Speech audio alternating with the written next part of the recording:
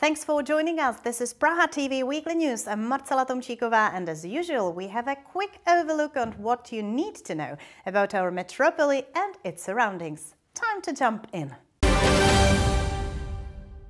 Central Bohemian public transport will become more expensive from the next year. Electronic fares will increase by an average of 20% and printed coupons by 30%. The Central Bohemian region is responding not only to inflation but also to the need of modernization of bus and rail transport with this step. Purchasing new units and other investments are reflected in the new price of the fare. The region pays more than half of the costs of operating public transport, passengers about a third. However, according to the region, this situation is no longer sustainable in the long term, because then there would be nothing left for other important expenses. The fare is to increase continuously until at least 2034. The upgrade of public transport in central Bohemia, including buying new trains and buses, is a good trend, but each purchase costs money. The Central Bohemia region pays more than half of public transport costs, while passengers pay about a third.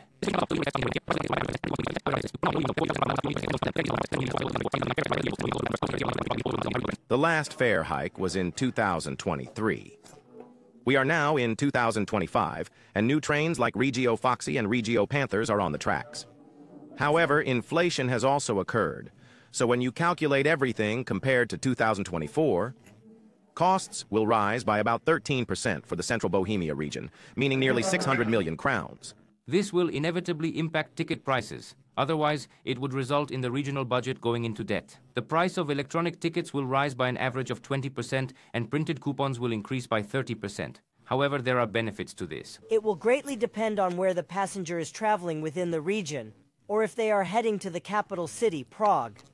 We have arranged for a decrease or adjustment to the fare increase for trips to Prague, because in Prague, the newly established Zone P will only be considered as one zone instead of two. From now on, it will only be one zone. Therefore, if you travel to central Prague from Mladá Boleslav, you will only need to purchase a ticket for 10 zones, not 11. The evaluation will be quite individual. However, the good news continues beyond this point. And this highlights the price difference between paper tickets and the Litačka mobile application. We advise travelers to use the Litačka app, as the fare increase will be significantly less than for paper tickets. The fare increase is not a one-time process. The Central Bohemian region has a forecast available until 2034. Starting in 2029, fares are expected to rise at regular two-year intervals. From this funding forecast, it is clear that if we do not raise ticket prices by 2034, some basic services in the Central Bohemian region would consume nearly 50% of the available funds that the Central Bohemian region has available each year. This means that half of the budget would go to basic services. The Central Bohemian Council also approved that from the first. On August 23rd of this year, on the line bus route that runs between Prague and the region, all doors will open on buses along the entire route in both directions. Travelers who have bought a time ticket beforehand, either a coupon or via the mobile application, can directly take a seat in the vehicle without needing to walk past the driver to show a valid ticket. The technical and scientific brain of the Republic, that is how the Davice campus is often called. This year it celebrates 100 years of its existence. The anniversary celebrations attracted many visitors, some of them former students, and reminded not only of the rich history, but also of the present and future of this unique academic space. The campus today consists of 6 important institutions, including, for example, the Czech Technical University, the Institute of Chemical Technology and the Academy of Sciences. Official ceremony and concerts were highly popular. The largest tech campus in the Czech Republic is now filled with science, music, history and community spirit. The Davidsky campus celebrates its centenary this year with a rich cultural program for visitors, including orchestras from VŠKT and ČVUT and a festive ceremony. We have 4 key phenomena: Prague 6, Václav Havel Airport, embassies, the army, and the university campus, which symbolizes youth. It represents life, vitality, and is immensely important to us. The area around Wenceslas Square was designed by architect Antonín Engel. Science has been here for a century, and the mayor of Prague 6 believes the area will keep developing. In 5 to 7 years, a lovely complex will be constructed here, which will house a cultural center for the city area. There will be a foundation for the expansion of the Chemical Technology University, as well as apartments, a shopping center, and more. University rectors and academy representatives share pride in an environment that connects education, research, and student life. What stands out most in the major overhaul of the campus is the abundance of young students and individuals who evidently cherish seeing it thrive here today. In fact, this is the largest technical campus in the Czech Republic, a technical university, making it quite exceptional. I perceive it as a tradition and a commitment. It also represents a certain achievement because 100 years means a tremendous amount for us engineers who have learned here. For me, it is a celebration. Although I don't see the crowds of engineers here, I recently saw a substantial book about alumni. Scientific institutions today meet across disciplines in Davids, and experts say this is the greatest benefit. For me, this campus is something I have always missed in Prague. When you visit Heidelberg, they don't mention Oxford and Cambridge. There, institutions and schools are always in close proximity, and students live together. They socialize and spend time together.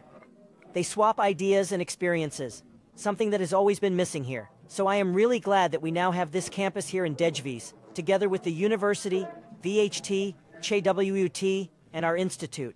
100 years of the campus is not just a reminder of the past, but mainly a celebration of a functioning academic ecosystem that continues to develop and lives together with students and the public. Back to the tradition. After more than 50 years, trams will return to Wenceslas Square. As you may notice, works in this area, also pedestrian space will be expanded, trees and the rainwater collection tank will be added. The tram line will return to one of the busiest squares in the capital. The city has now begun construction of the new line that will connect the city centre with Vinohrady. The work, worth 280 million crowns, will take about 20 months and will significantly affect traffic in the area. The return of trams to Wenceslas Square after more than 50 years has come a step closer. The building of a tram line that will link Vinohradska Street to Wenceslas Square has officially started. City leaders and collaborating firms celebrated by tapping on a part of the track that will be used by trams. We are unveiling the new tram line project that will connect Vinohrady and Wenceslas Square. New accessible stops will be built here, and the old underpass beneath Lagerova Street will be improved. The overall price for this contract is nearly 280 million crowns, with construction lasting approximately 20 months. It should be completed by spring 2027. Drivers on Lagerova Street will face restrictions starting in July.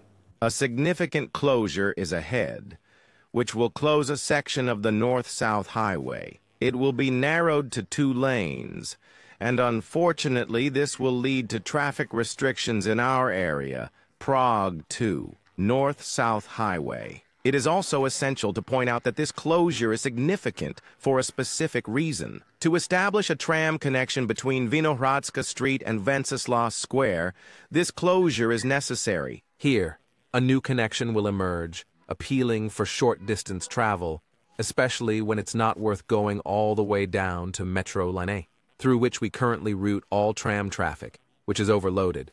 And when a track breaks on Spalina, the entire tram network in Prague comes to a halt, as this area currently lacks a detour. However, not everyone welcomes the return of trams. The mayor of the capital city is critical of the project. I genuinely do not view it favorably. And my idea of Wenceslas Square is a green space where people can stroll freely. Similar to how people walk in Vienna in their tram-free squares or in Italy. And it will serve as a gathering place for people, because there are metro stations at 2 locations in that square. It's easy to get there. All it would take is to close the turnoff from the main road to stop cars from entering. And it will be a beautiful place that I will cherish as a Prague local. I will gather there, converse there, and meet new people there. I also wasn't excited about the system or the study and project for Wenceslas Square. I thought it would bend at the State Opera into the Wrszowicz Orchard and then connect there at Jędrzejczycka and so on. However, I am pleased that it is happening, as it provides us in Prague too with the chance to renovate Ječna Street. Because of the ongoing work, trams will not operate until the construction is finished between IP Pavlova and the museum, impacting 2 tram lines. Tramline 11 will travel from IP Pavlova across Náměstí Míru all the way to Flora, while line 13 will run between the Olszany Cemetery and the museum stops. Troja Castle was originally intended to be a summer residence for Emperor Leopold, but it never received a visit. Today, the Baroque gem in Prague's Troja serves art and the public. In addition to exhibitions and educational programs, weddings and other social events are also held here. Visitors can admire the richly decorated interiors, historical frescoes, and also the current exhibition called Palace of the Leisure Time. The summer villa, designed to enchant the emperor himself, now attracts visitors with its artistic history and unique experiences. The Baroque treasure of Troja Castle is more than just an exhibition site. It hosts weddings, family festivities and open workshops in the educational studio during the summer. Count Wojtek Václav of Stenberg began building Troja Castle in the former Zadní Oven from 1678 to 1695. This is the main time frame for the castle's building, though it was finished later.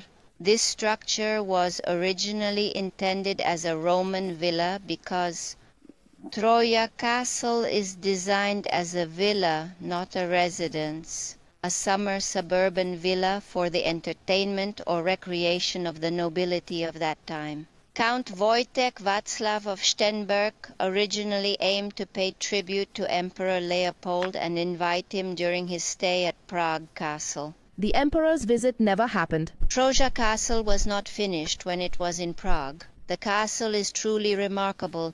It stands out as a pearl in the medieval Prague context, featuring an important fresco in its main hall, which is dedicated to celebrating the Habsburg family and simultaneously commemorating the victory over the Turks, which was a political update at that time. The castle also features exhibitions. Until October 29th, you can view the exhibition titled Palace of Leisure. The concept of the exhibition reflects the historical function of Troja Castle, designed specifically for leisure time. However, we approach this topic from a contemporary perspective and selected activities that we engage in during our leisure time today, as well as artworks by the young generation of Czech artists who engage with these themes in various ways. We aim to offer a wide range of options for how we can spend our leisure time. So here you can find everything from the interactive installation Ping Pong Ping, where you can play table tennis, to viewing a seemingly ordinary detective series featuring Lieutenant Columbo, which, however, upon further viewing, turns out to be an authorial edit by Roman Stetina, and we never learn any mystery or its solution. Whether you're into Baroque architecture, modern art, or simply seeking a quiet spot for a summer stroll, Troja Castle has something for everyone. And if you are planning a wedding or a family celebration, you might just find the perfect backdrop here. And as the summer is in full speed, the final look comes to the animals that are the kings of ice. The polar bear twins from Prague Zoo are enjoying excellent health, and maybe this is why their breeders don't have it easy with these guys at all. Focus on their appetite. Each of the bears eat around 25 kilograms of meat a day. They like to enjoy chicken or quail, for example, twice a week. They also treat themselves to sea fish, mainly salmon and mackerel. Once a week, they also have a bit of rabbit. And although they are mainly carnivores, they don't disdain some green food once in a while. The twin summer bears from the Prague Zoo are very healthy and happy thanks to the great care from their keepers and vets. The keepers certainly have a difficult task with these hefty bears, and they exert considerable effort to ensure that nothing is missing for them. Of course, we have to clean up for most of the day, which means tidying the enclosures, moving things from one enclosure to another, and collecting bones. Following the cleanup, we typically have feeding sessions, which occur twice daily at our facility. In the afternoons, We conduct training sessions with the bears, primarily as part of various veterinary checkups. Each bear consumes about 25 kilograms of meat daily, and they particularly enjoy chicken or quail, and they also get good fish twice a week. Mainly, they are given salmon and mackerel. Once a week, they also indulge in rabbit, and despite being primarily carnivorous, they occasionally enjoy some greens. In the wild, they typically consume some seaweed or algae, and in our conditions, we usually add salad, carrots, and apples. Bears are generally robust and strong individuals, but it is also necessary to check their teeth occasionally, not just that. Occasionally, the brothers get into fights, leading to small injuries that will heal by themselves. They mainly check their teeth, feet, and claws, training regularly to ensure the examination doesn't stress them out. Naturally, everything happens behind bars, and the bears are trained individually, beginning with one bear first. Then we take the second one, and it's entirely voluntary on their part. When they train with us, they want to communicate, so we proceed if they wish. We don't compel them to do anything. It's all based on the fact that they get a reward afterward. Even though the bear brothers seem like big softies, the caretakers don't approach them. All contact happens through the bars. For instance, when cleaning is done, the bear is in a different area than the caretaker. Even if a bear wants to play, a human wouldn't have fond memories of such play. You can view Aleut and Gregor safely through the glass while they remain in their current habitat. However, in a few years they will move to a brand new Arctic exhibit which will feature 4 deep saltwater pools waiting for them. Well, that is all for this edition, but we are already working on the next one. Our teams are on the sets to inform you about what's happening around us. Take care, stay curious, and stay with us. Have a nice summer, and see you next week.